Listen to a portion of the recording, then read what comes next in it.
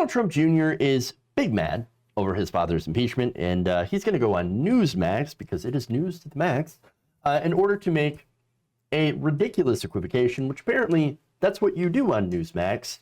You go absurd to the max. Take a look. By that logic, we would take the last 10 months and you would take the $1 billion worth of damage in looting, in rioting, in arson, in murder that took place across the country with the BLM riots and the Antifa riots, and you have the words of Kamala Harris, you have the actions of their campaigns bailing out criminals, you have the words of Maxine Waters, you'll get up in their face, Nancy Pelosi, everyone. Again, they only want to have sort of selective memory as it relates to these things. We've all denounced what happened on January 6th. No one hasn't, okay? That doesn't mean that then by their rules that they would be absolved of 10 months of January 6th that happened across the entire country, right? Federal buildings were stormed. You saw that during, I guess it was during the Ginsburg stuff. You had stuff that happened during Kavanaugh. You had everything else, all insurrected by the Democrats and by their rhetoric on TV, yet that doesn't seem to be a problem. And I'm not saying it should be, frankly. I don't think that every time that someone says something, we should be able to tie back irresponsible actions of a couple lunatic players and say we got to blame the person saying it. But why is it that the Democrats are allowing that? Why is it that they're pushing it? Why is the media okay with having that singular standard for one individual and a different standard for everyone else? Wow. Let me just make a nonsense point here. Antifa. That's what he called them. Like, Antifa, hey! Okay, anyway, like I said, ridiculous point. But again, that entire video was full of nonsense. It was nothing but like whataboutism, basically. Oh yeah. Well, what about BLM and Antifa? Huh? What about them? Huh? What about the damage that they did? What about that? We're not talking about that. And for one, how many people did BLM kill? How many people died during BLM riots? And by the way, again, everybody seems to. I mean, every time somebody points out, by the way, the rhetoric being used by right-wing hosts, by the president himself, Rudy Giuliani, right, that is used to incite people into violence. They want to point out, what about BLM? What about Antifa? Okay, again, what about it? What about it, right? Oh, well, here's the thing. There's a major difference between BLM and Antifa, okay, and the January 6th Capitol insurrection. BLM and Antifa are actually a direct reaction from events going on in this country. BLM, of course, is a reaction for the deaths of unarmed black people that have gone, on in America at the hands of police officers.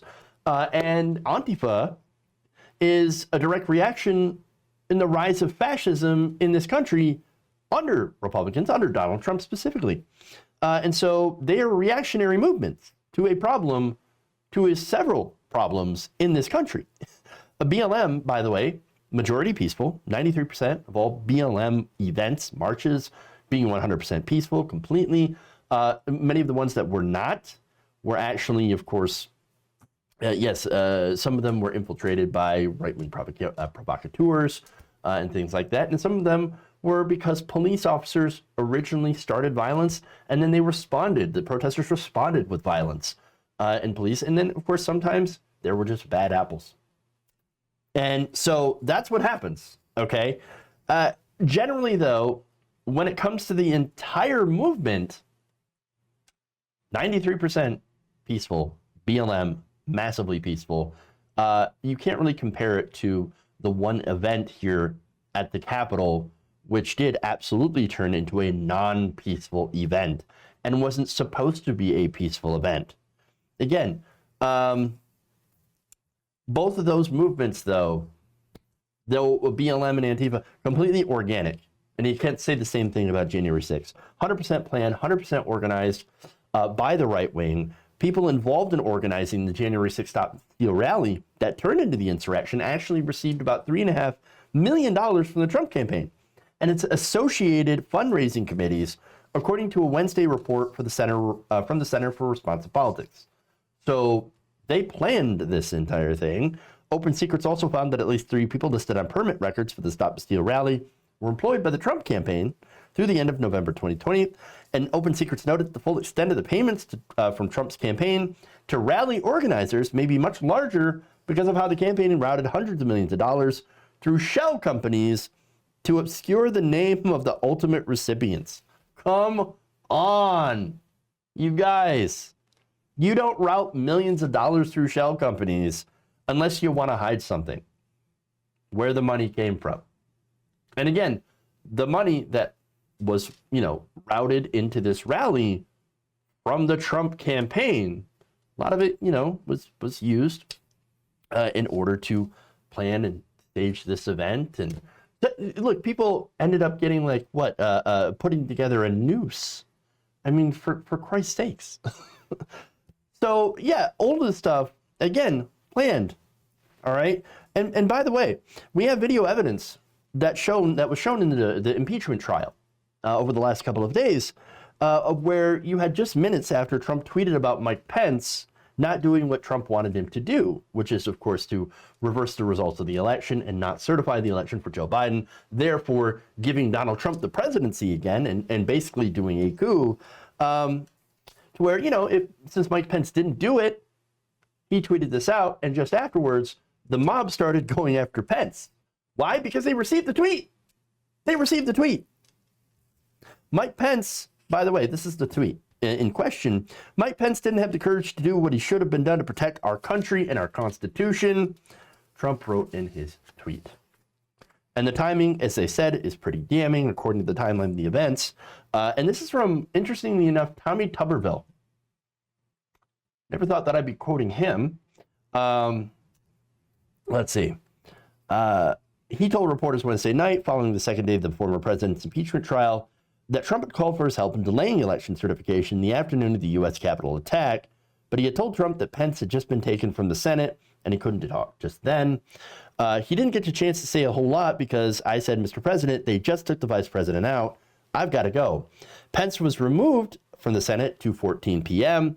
after rioters were broken into the Capitol, meaning that when Trump went after Pence on Twitter at 2:24 p.m., he already knew that Mike Pence's life was in danger. That mob, of course, famously was yelling about how Pence was a traitor and to, quote, hang Mike Pence. I mean, that seems to be a pretty clear-cut example of incitement. If it isn't, I don't know what is. And apparently neither does anybody else. And then words have lost all meaning, and we might as well scrap the whole damn language thing and go back to communicating with grunts. Maybe be a little bit easier, all right? Because here's the thing, and it's partly to do, with saving their own asses, obviously. The people who were involved, the MAGA insurgents, the insurrectionists, are now saying, unequivocally, we went because Trump wanted us to. We thought we were being good patriots by going and invading the Capitol and trying to overthrow an election that we keep being told was stolen. You know what they call that? Incitement. When you say things like, these are actual quotes, you will never take back our country with weakness. Let's have trial by combat. If you don't fight like hell, you're not going to have a country anymore. And we should, quote, fight like hell against the bad people. The bad people, yes. I would say the intentions of the crowd were quite clear. Again, they had zip-tie handcuffs. They had, of course, invaded the Capitol building, broke down windows, went through the offices searching for certain politicians to go and then attack. There were, people talking about how they would want to take some of these people hostage or even do bodily harm. And so we knew what their intentions are. So Don Jr., you can just kind of F off with your false equivalence to the BLM protests. Organic versus inorganic, all right? Trump did incite this crowd and should absolutely be held responsible for it, because he did egg it on. He egged it on, and he didn't want it to stop. He didn't want it to stop. There are also reports where he was gleefully watching this inside of the White House, watching this unfold. And it took him a lot of time to go and actually send the message, oh, you're very special, we love you, but you should probably stop. But you're very special and I love you, making sure to say that, because I think that he was hoping that they would succeed. So this whataboutism, you're gonna get to see, of course, that the whataboutism is basically the crux of the Republican strategy to push back against this impeachment. And it's really, as I said, all they got. If you enjoyed this video, please give us a like and share with your friends. You can subscribe and help out the channel by becoming a patron. It's patreon.com/Jeff Waldorf, or you can become a channel member as well by hitting the join button below.